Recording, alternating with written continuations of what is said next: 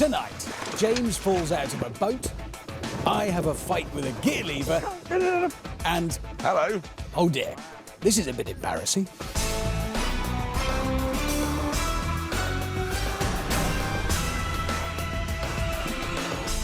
Hello and welcome to what's left of Top Gear. And tonight's programme is not, as I'm sure you've guessed, a normal one. In fact, what we're going to do is show you two films that were shot for the last series. Yes, the second one is tremendous, and that'll be coming up later. But I want to start with this. It's a Jaguar E-Type, and thanks to rocketing classic car prices, it's now worth about 200 grand.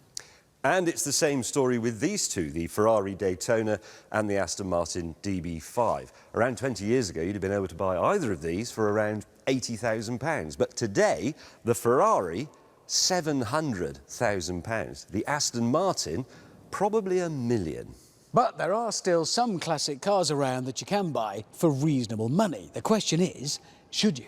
Well, to find out, the producers told me, Richard and Jeremy to go and buy a classic car apiece and then turn up with them at an old railway station in Buckinghamshire. They said we were going to spend a few days living the classic car experience. English country lanes, warm brown beer, and lots of fellow enthusiasts to talk to. Basically, Jeremy's idea of hell.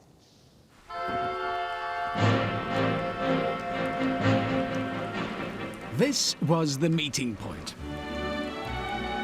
And I was the first to arrive in my 1972 MGB GT. This is it. This is the daddy. Think of a small, classic British sports car, and you are thinking of this, the MGB GT. Mechanically, it's not a bad example of what is undoubtedly Britain's most popular classic car. At this point, I was interrupted by the arrival of Captain Cheerful. Oh, say, that is pretty. Why are we doing this? What do you mean? Why? Look at it, because of everything about the day. The location, old trains, classic cars, tinkering. Hammond, listen. Nobody buys a classic television. They say, look, you have to bang it on the top to make the picture work, and it's in black and white, and then you have to stand up to change the channel. So why would you buy a classic car?